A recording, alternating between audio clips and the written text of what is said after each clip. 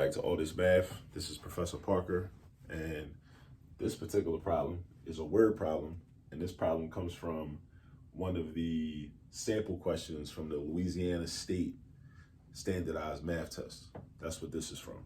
So let's get into this. Let's first read the problem and try to gain some understanding of it. So it says a can contains 15 sixteenths.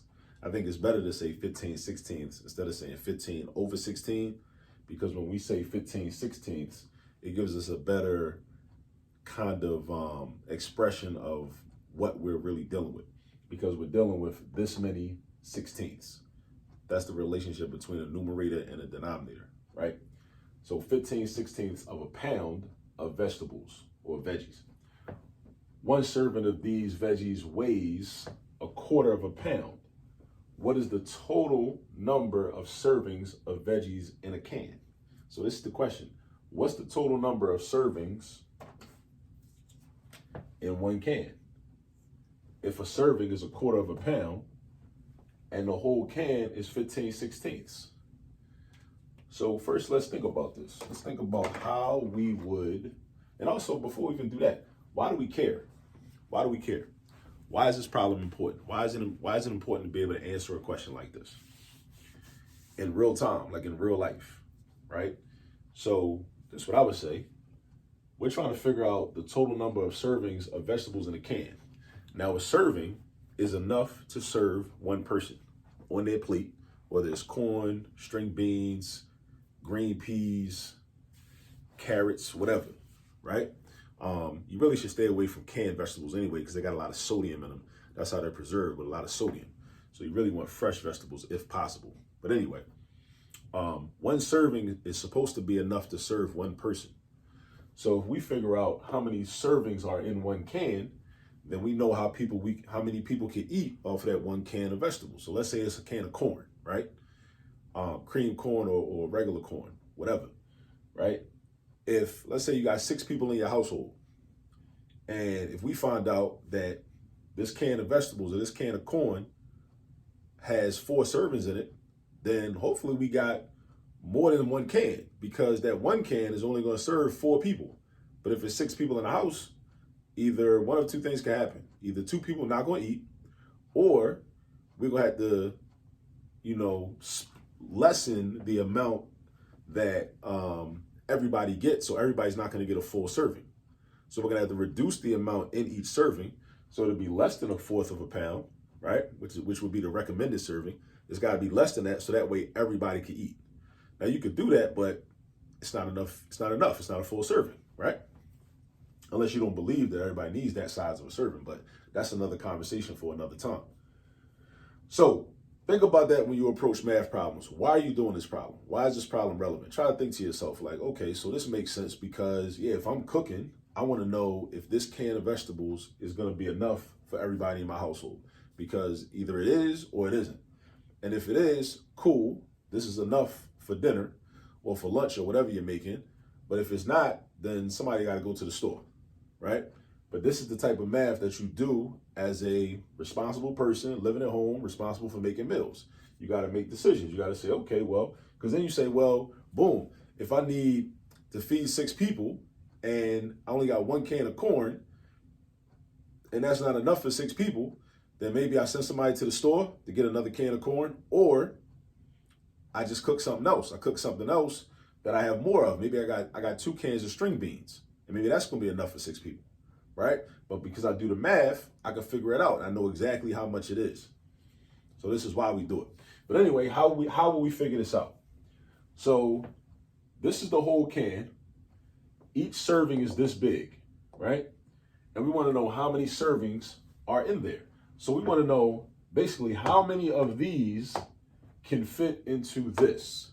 How many of these can fit into this? This is the whole can, right? So imagine, visualize a can of vegetables, right? And each serving is this big. So if we want to know how many servings or what the total number of servings is, keep in mind that the word total in this context does not really mean addition like it normally would, right?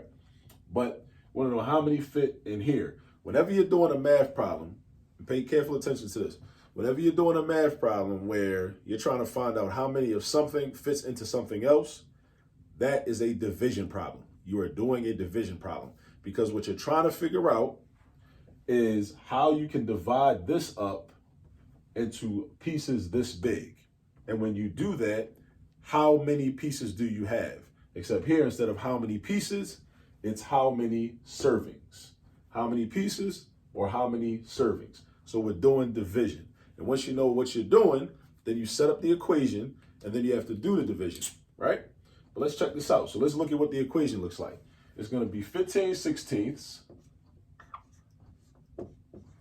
divided by this fraction, 1/4.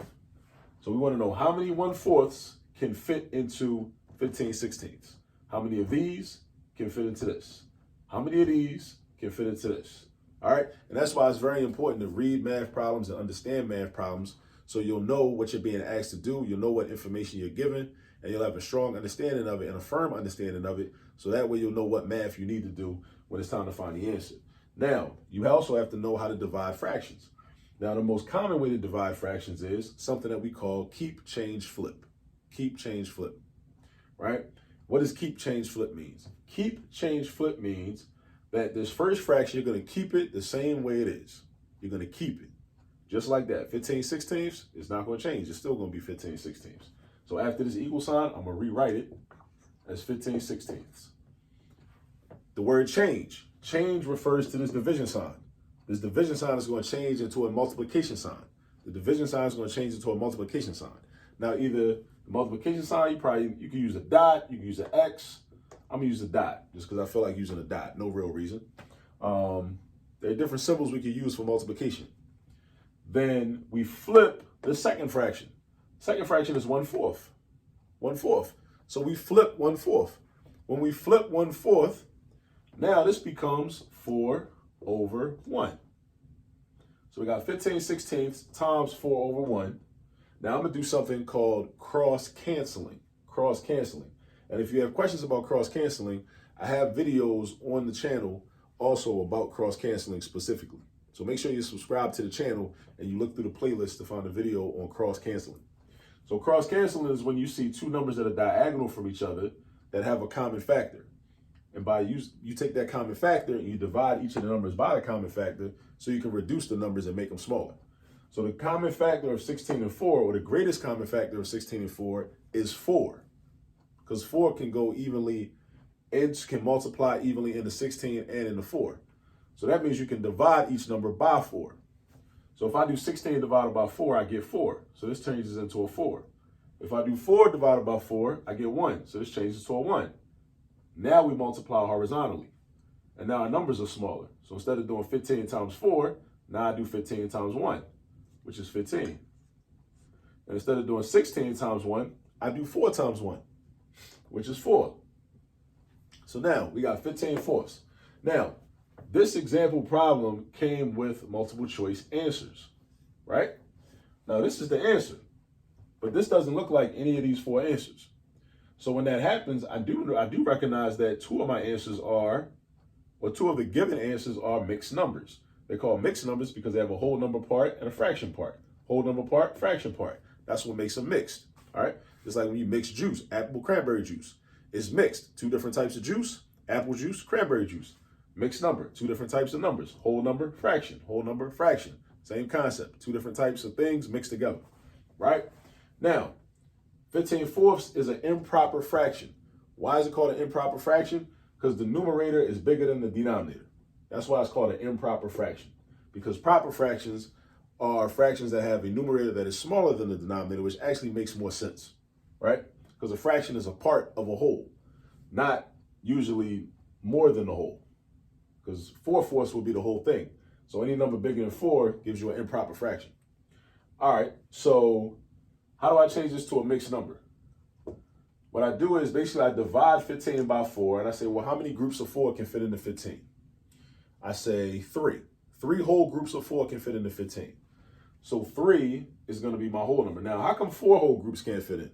Because 4 times 4 would be 16. 16 is bigger than 15. So that means that 4 groups of 4 cannot fit into 15. Only 3 groups can. So 3 groups of 4, which gives you 12, right? Now, then you take 15, you subtract 12, 15 minus 12, that gives you 3. That becomes your numerator. And then the denominator is the original denominator. You keep that. So what this is saying is that 3 whole 4s can fit into 15. And then 3/4 of another 4 can fit into 15. Right? Because 3 is left over. Right? So 3 out of 4 is left over. So 3/4 of another 4 can fit into 15. Right? Because 3 is 3 out of 4. When you compare the number 3 to the number 4, that's 3/4. That's 3 out of 4. So this is your answer. So this is how many servings of vegetables are in a can. And this will be choice D. All right. So just as a recap, right? We got this word problem. We read it. We understand it. And what we're saying is we break it down into a simpler kind of idea. The simple idea is this. We want to know the total number of servings that come in the can. And each serving is this big or this much. So we want to know how many of these can fit into this. How many of this can fit into this, right? This larger amount. Whenever you see a problem like that, when you're trying to figure out how many of something can fit into something else, that is a division problem. So memorize that. That is a division problem. All right. So what you do is you take the large part and you divide it by the size of the part that fits into it. So 15 over 16 or 15/16, which is better to say, divided by 1/4. Do all your math, cross cancel if you can, right? You don't have to. We could have just did 15 times 4 and got 60, 16 times 1 and got 16, and then just reduced, right? By dividing by common factors.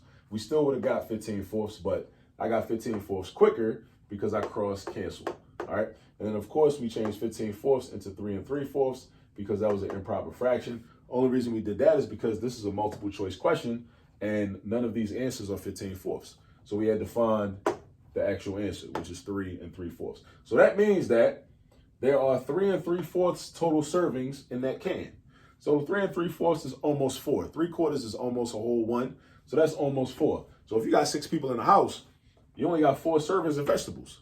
Roughly, and a little less than that actually. So you don't got enough if you got 6 people in the house. You got 5 people in the house, you still don't got enough. If you got 4 people in the house, you know, you might be able to make something shake. You know what I mean? 3 people in the house, you good. You definitely good. You got more than enough. 2 people in the house, you got more than enough. And if it's just you in the house, you got plenty. You know, you got enough for leftovers for the next day or, next 2 days, whatever. You know what I'm saying? So that's just an example of how you read a word problem, understand a word problem, decipher it, break it down, and, and find the answer.